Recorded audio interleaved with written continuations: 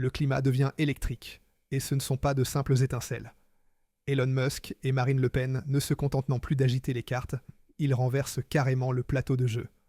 Sans crier gare, Musk a littéralement arraché la prise de l'Union européenne comme on jette une ampoule grillée à la poubelle. Résultat, le compte officiel de la Commission européenne sur X, ex-Twitter, désactivé d'un claquement de doigts.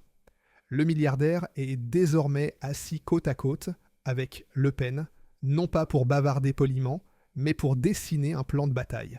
Leur mission rayeur l'UE de la carte. Ou au minimum, la forcer à ramper. Et attention, ce n'est ni une satire, ni une provocation à moitié voilée, c'est net, précis, tranchant. Une volonté glaciale assumée qui s'étale aux yeux du monde comme un gant de fer balancé sur le perron de Bruxelles. Et qu'est-ce qui s'est passé dans les heures qui ont suivi? La Commission européenne a perdu les pédales, totalement lâché prise, multipliant les déclarations affolées et les menaces qui fusèrent dans tous les sens. Ce qui se déroule à présent est incroyable, presque surréaliste, et cela bouleverse l'ensemble du paysage politique européen, remettant en cause plusieurs décennies de construction bureaucratique. Restez jusqu'à la fin de cette vidéo car je vous le promets, cela va être captivant, explosif, ponctué de révélations qui vous ouvriront les yeux sur les coulisses du pouvoir et sur la manière dont les élites tremblent dès qu'on ose ébranler le climat devient électrique, et ce ne sont pas de simples étincelles. Elon Musk et Marine Le Pen ne se contentent non plus d'agiter les cartes, ils renversent carrément le plateau de jeu. Sans crier gare, Musk a littéralement arraché la prise de l'Union européenne comme on jette une ampoule grillée à la poubelle. Résultat, le compte officiel de la Commission européenne sur X, ex-Twitter, désactivé d'un claquement de doigts. Le milliardaire est désormais assis côte à côte avec Le Pen, non pas pour bavarder poliment, mais pour dessiner un plan de bataille. Leur mission rayeur l'UE de la carte. Ou au minimum, la forcer à ramper. Et attention, ce n'est ni une satire, ni une provocation à moitié voilée, c'est net, précis, tranchant. Une volonté glaciale assumée qui s'étale aux yeux du monde comme un gant de fer balancé sur le perron de Bruxelles. Et qu'est-ce qui s'est passé dans les heures qui ont suivi? La Commission européenne a perdu les pédales, totalement lâché prise, multipliant les déclarations affolées et les menaces qui fusèrent dans tous les sens. Ce qui se déroule à présent est incroyable, presque surréaliste, et cela bouleverse l'ensemble du paysage politique européen, remettant en cause plusieurs décennies de construction bureaucratique.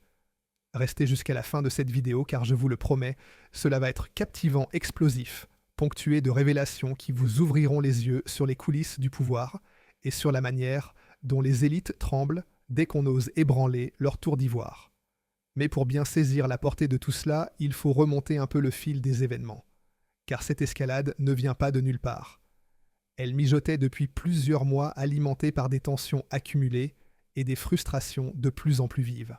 Tout a commencé avec cette conversation emblématique entre Marine Le Pen et Elon Musk sur Twitter, ce réseau rebaptisé X, qui est devenu le bastion de la liberté d'expression.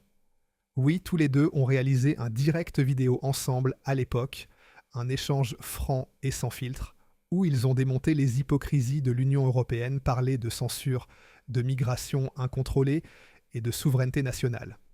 Et qu'a fait l'Union européenne en réaction?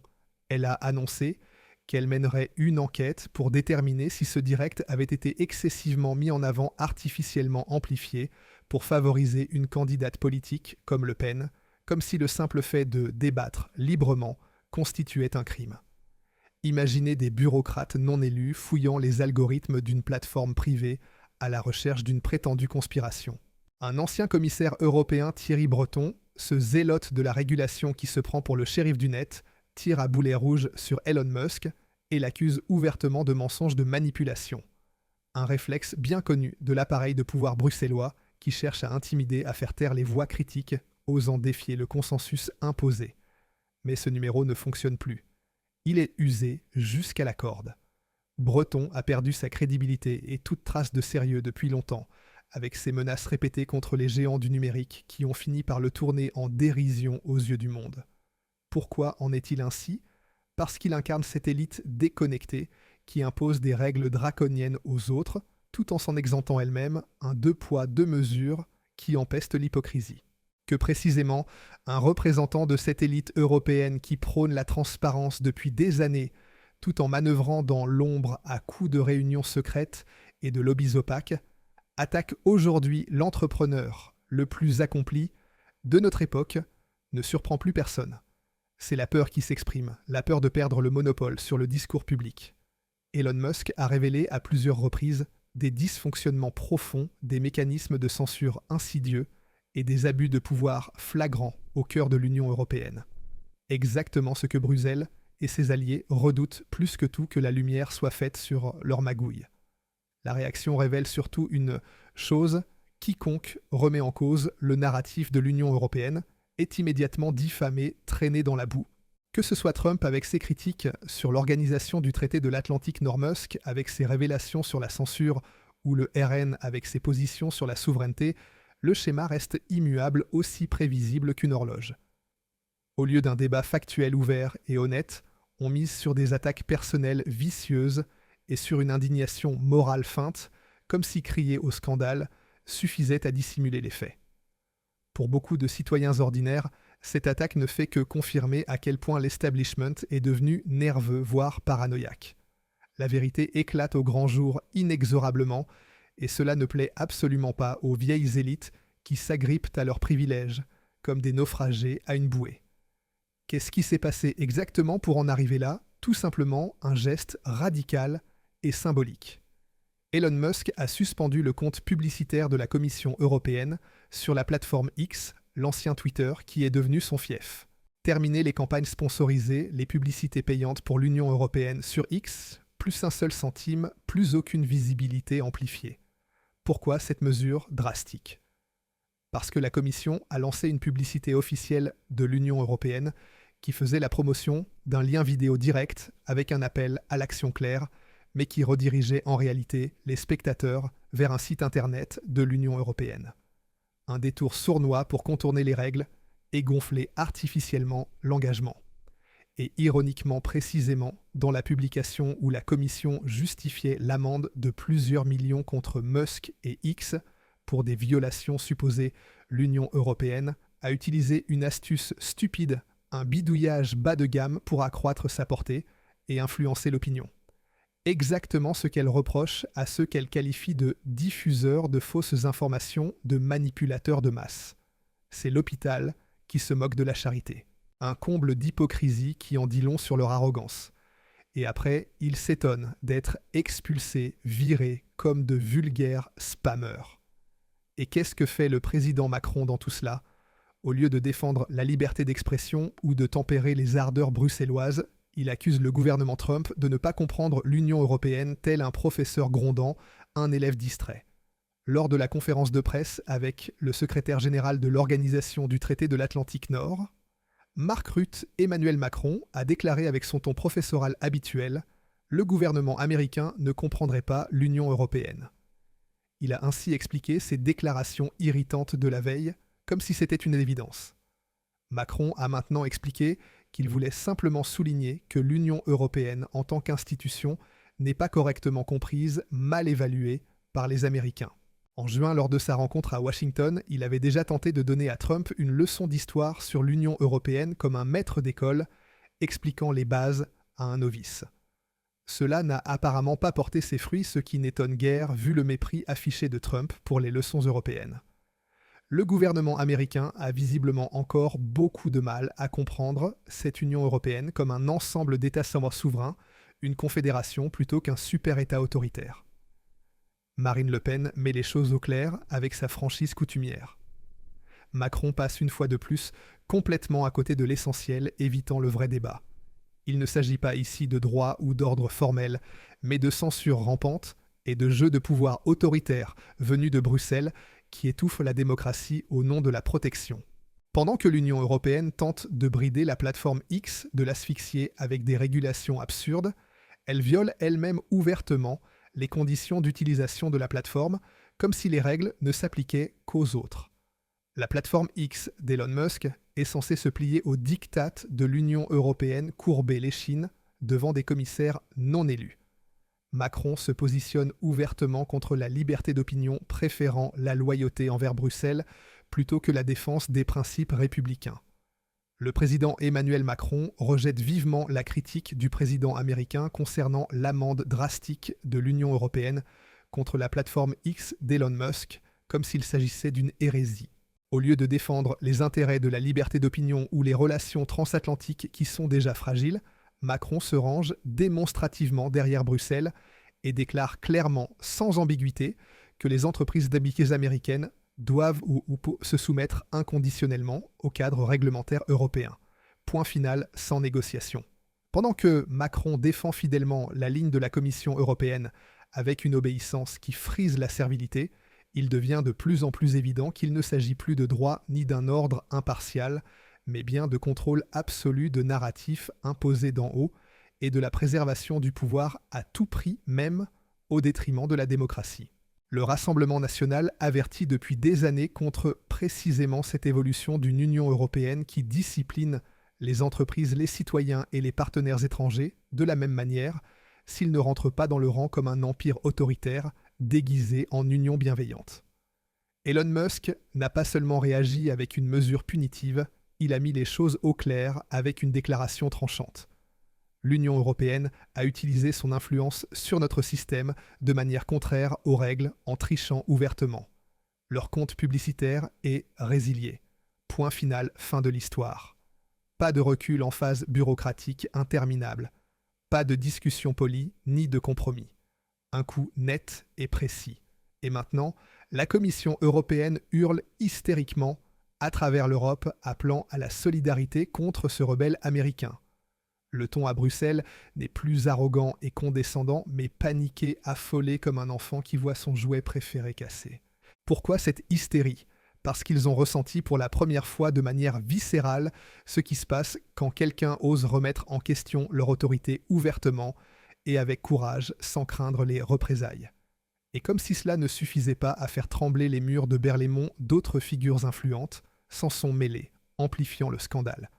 Geert Wilders, ce leader néerlandais qui vient de remporter une victoire écrasante aux élections néerlandaises, balayant les vieux partis, a écrit sans détour sur X à Bruxelles « Personne ne vous a élu, vous n'avez aucune légitimité démocratique. Vous êtes un régime totalitaire qui ne sait même pas épeler le mot liberté d'opinion, encore moins le respecter. » Et oui, il a absolument raison, il met le doigt sur la plaie ouverte de l'Union européenne. Qu'est-ce que la Commission européenne au fond ? Une entité bureaucratique tentaculaire que personne en Europe ne peut élire directement. Ses membres sont cooptés, négociés en coulisses par des accords politiques obscurs et elle agit au-dessus des parlements nationaux comme un gouvernement fantôme non responsable devant les citoyens. Et cela, c'est censé être la démocratie, le phare des valeurs européennes, ridicule, grotesque même. Une farce qui ne trompe plus grand monde. Et maintenant, la situation s'aggrave dramatiquement comme une boule de neige qui grossit en dévalant la pente. Quand l'Union européenne a réalisé qu'elle ne pouvait pas contrôler Elon Musk, qu'il n'allait pas plier comme les autres, elle a changé de stratégie passant de la carotte au bâton.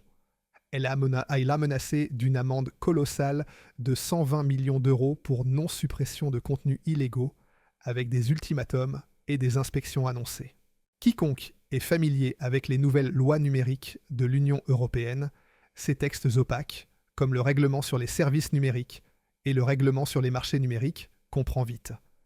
Les contenus illégaux sont ce que Bruxelles déclare illégal, de manière arbitraire, selon l'humeur du jour. Aujourd'hui, ce sont des fausses informations sur la migration qui dérangent le narratif officiel. Demain, le déni climatique qui contredit les dogmes verts. Après-demain, une publication politique jugée fausse parce qu'elle critique le pouvoir. Et qui contrôle cela exactement ? Qui décide de la vérité ? L'institution de l'Union européenne que personne n'élit et que personne ne supervise efficacement. Un grand frère orwellien qui surveille tout sans jamais être surveillé.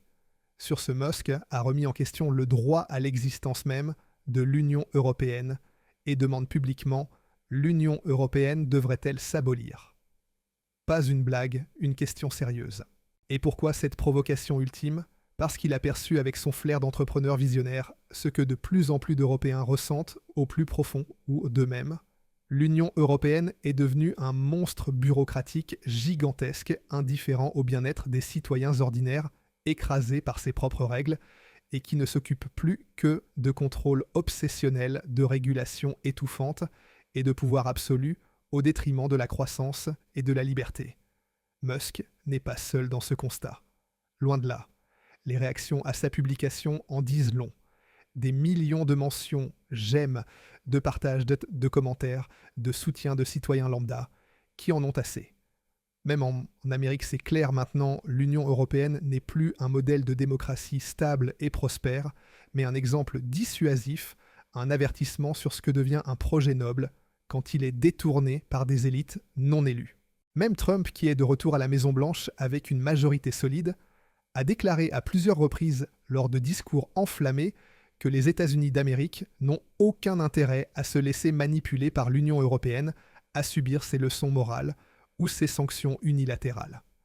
Les relations transatlantiques ont atteint un point bas historique, un gouffre qui s'élargit seulement un an après l'investiture de Trump, avec des tensions croissantes dans les domaines du commerce, de la technologie et de la géopolitique. L'appareil bruxellois a réussi l'exploit de dresser la Russie et les États-Unis d'Amérique contre lui en moins de 12 mois, aliénant les deux superpuissances avec une diplomatie maladroite et idéologique. Qu'est-ce qui vient ensuite ? Une guerre commerciale avec l'Inde au sujet des données. Une cyberguerre avec la Chine à propos des normes numériques. Ou pire, une implosion interne avec des pays comme la Hongrie ou l'Italie qui claquent à la porte. Et comme si ce n'était pas déjà assez absurde pour remplir un roman satirique. Un politicien polonais comme Radosław Sikorski, connu pour ses sorties intempestives, s'est mêlé de l'affaire pour insulter Musk. Personnellement, et lui conseiller d'aller sur Mars s'il ne veut pas de censure comme si l'espace était une punition. Voilà à quoi ressemble la politique européenne aujourd'hui, insulte puérile au lieu d'arguments solides, diffamation gratuite au lieu de discussions constructives. Et le pire, c'est que la presse généraliste, subventionnée et alignée, participe avec enthousiasme, amplifiant les attaques, sans vérifier les faits. L'accusation plane que l'Union européenne influence déjà, manipule même les élections en Roumanie et en Moldavie, à travers des financements occultes et des campagnes ciblées. Notez bien une accusation grave car, je dis expressément soi-disant, pour éviter les procès, mais cette affirmation est soulevée par beaucoup d'observateurs indépendants, de journalistes d'investigation et de figures politiques dissidentes. Et maintenant, un scénario similaire semble planer sur la France, avec des rumeurs insistantes d'ingérence dans les prochaines élections. Dans une interview médiatique récente, l'ancien commissaire